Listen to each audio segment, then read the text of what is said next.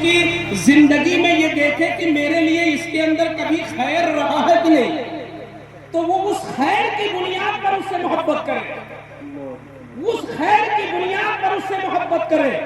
اگر یہ جذبہ جاگ جائے تو مجھے لگتا ہے کسی کی آپس میں دشمنی نہیں رہ جائے گی۔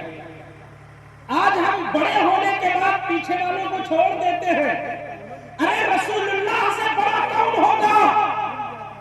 قسم خدا کی غوث اعظم کی بیٹے ہو، یا خواجہ اجمیر کی نیازیں ہو، یا حسین اعظم کا کھچڑا ہو، ربیع النور شریف کا وہ جھنڈا ہو، میں پوچھنا چاہتا ہوں اس روئے زمین میں مصطفیٰ سے بڑی عظمت والا کون پیدا ہوا جن کی عظمتوں کے سامنے عرش بھی شرمندہ ہے، سریا بھی شرمندہ ہے؟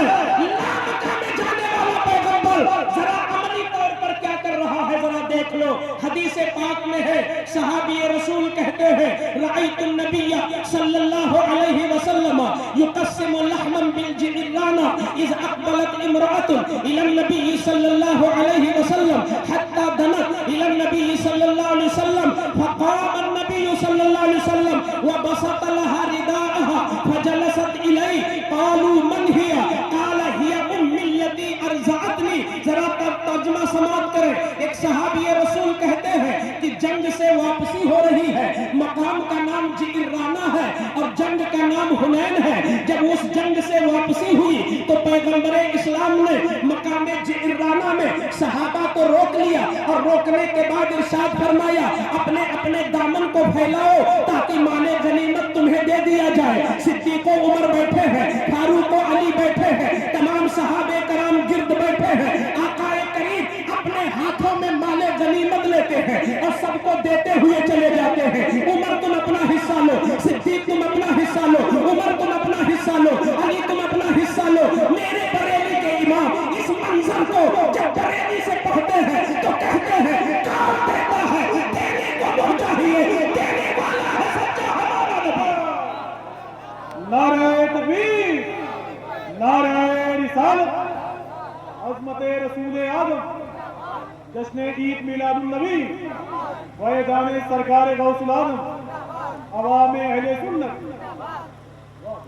میرے آقا صلی اللہ علیہ وسلم بانٹ رہے ہیں، صدیق بھی دامن پھیلائے ہیں، عمر بھی دامن پھیلائے ہیں، علی بھی دامن پھیلائے ہیں، ابو ہریرہ بھی دامن پھیلا کے بیٹھے ہیں، آج سعد بن وقاص بھی دامن پھیلائے ہیں۔ اکثر صحابہ حضور سے مانگ رہے ہیں، حضور عطا کر رہے ہیں۔ اسی درمیان ایک بوڑھی عورت، ایک اولڈ عورت، بڑی لمبی عمر کی خاتون، لباس معمولی ہے اور عمر رسیدہ ہے، وہ خاتون نظر پڑی۔ پیغمبر نے دیکھا ایک بوڑھی عورت آ رہی ہے، نگاہ رسول جیسے پڑی پیغمبر نے ان کو پہچان لیا۔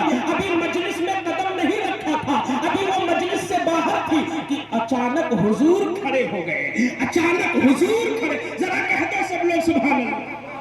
اچانک حضور کھڑے ہو گئے، اللہ الصمد۔ میں تو یہ جملہ کبھی کبھی بولتا ہوں، حضور کھڑے ہو گئے جس کے لیے تو ساری خدائی کھڑی ہو گئی اس کے لیے۔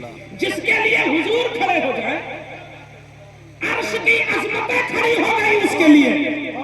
حضور کھڑے ہو گئے اور کس کے لیے کھڑے ہو گئے؟ اس ماں کے لیے نہیں جس نے پیٹ میں رکھا تھا۔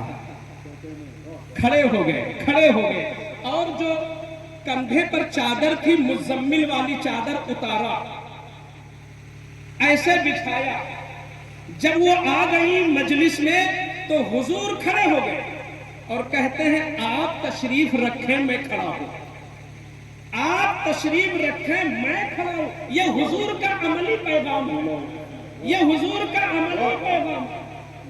یہاں اگر لوگ بیٹھے ہوں آپ اپنے مکتب کے استاذ کے لیے بھی کھڑے ہو جائیں، کیا کہنے وہ بھیڑ ہو بھگدڑ ہو، آپ چاہے جتنے بڑے اونچے عہدے پر ہو، بغیر کسی چوں چرا کے اپنے استاذ کو بوسہ دینا، یہ حضور کا عملی پیغام